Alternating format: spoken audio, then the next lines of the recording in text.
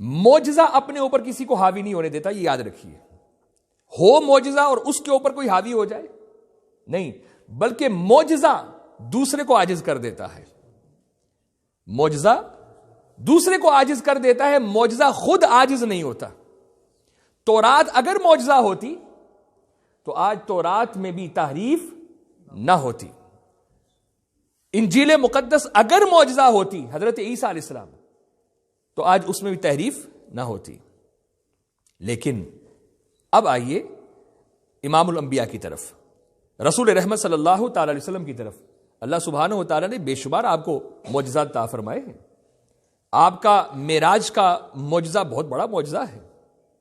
رحمت عالم صلی اللہ تعالی علیہ وسلم کی زبان اطہر سے جب ایک پتھر کے بارے میں یہ الفاظ نکلتے ہیں، بتا میں کون ہوں، تو پتھر بولتا ہے اللہ اکبر. یہ کتنا بڑا معجزہ ہے.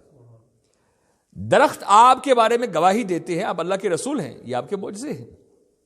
ان گنت معجزے ہیں آقا کریم علیہ السلام کی. لیکن میرے بھائیوں، جو سب سے بڑا معجزہ ہے نا ہمارے رسول کا، جو سب سے بڑا معجزہ ہے وہ قرآن ہے. وہ قرآن ہے. اور یہ حضور کا ہی خاصہ ہے کہ قرآن جو اللہ کا کلام ہے، اس کو بطور معجزے کے اللہ نے رسول اللہ کو عطا کیا ہے. اس سے پہلے جیسا کہ میں عرض کر چکا ہوں، تورات اللہ کا کلام ہے، اللہ کی کتاب ہے.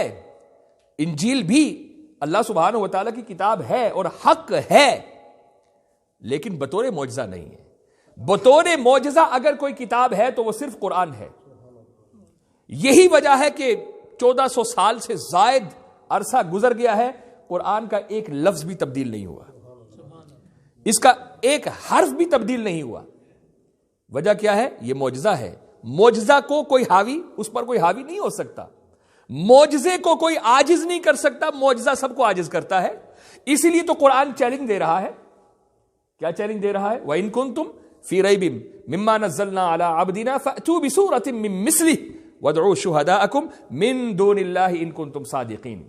یہ قرآن نے چیلنج دیا ہے کہ اگر تم شک کرتے ہو اس قرآن کے حوالے سے اللہ کا کلام نہیں ہے تو پھر لاؤ اس جیسی کوئی ایک صورت اور سارے مل جاؤ، اکٹھے ہو جاؤ، مل کر زور لگاؤ، مل جاؤ، تم مقابلہ کرو.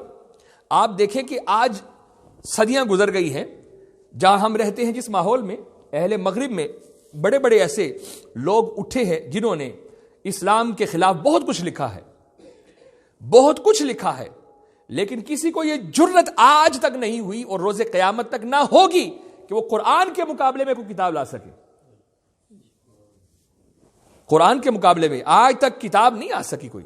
باقی وہ اسلام کے خلاف جو پروپیگنڈا کرتے ہیں، جو کچھ وہ کر سکتے ہیں، جو کہہ سکتے ہیں، سب کچھ کہا ہے اور کیا ہے، لکھا بھی ہے. لیکن قرآن کے مقابلے میں کوئی کتاب آج تک یہ نہیں لا سکے اور نہ ہی کوئی لا سکے گا. کیوں؟ معجزہ ہے. قرآن کیا ہے جی؟ معجزہ ہے نبی کریم صلی اللہ علیہ وسلم کا. اور پھر اسی بات کے حوالے سے ایک نقطہ اور عرض کر دوں. دیکھیں حضور صلی اللہ علیہ وسلم معراج شریف کے موقع پر آسمان کی بلندیوں پر گئے ہیں، سدرہ کی بلندیوں پر پہنچے ہیں. جو وہاں تھے صحابہ کرام اس حسین زمانے میں، انہوں نے تو اس بات کو حضور کی زبان اقدس سے سنا، مانا. اسی طرح رسول رحمت صلی اللہ علیہ وسلم نے چاند کو 2 حصوں میں تقسیم کیا، چاند کے 2 ٹکڑے کیے. جو صحابہ کرام رضوان اللہ تعالی علیہم اجمعین وہاں موجود تھے، انہوں نے اپنی ان سر کی آنکھوں سے اس معجزے کو دیکھا. اور اگر کسی نے نہیں دیکھا تو زبان مصطفیٰ سے اس وقت سنا تو تھا.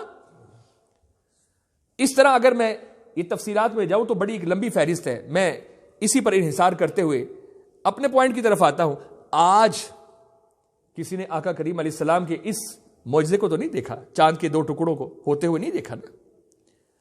تو پھر آج کا ایک شخص وہ کہے کہ ہم بھی اس نبی کے کسی معجزے کو دیکھنا چاہتے ہیں. اللہ سبحانہ و تعالی نے فرمایا، اے نبی تیرے لیے یہ خاص بات کر دی ہے کہ اپنی کتاب کو بطور معجزہ تجھے عطا کر دیا ہے. صبح قیامت تک آنے والا کوئی شخص بھی اگر تیرے معجزے کو دیکھنا چاہے، قرآن اٹھا کے ان کے سامنے رکھ دے. یہ قرآن ہے تیرا معجزہ، سب سے بڑا معجزہ. اللہ اکبر کبیرہ.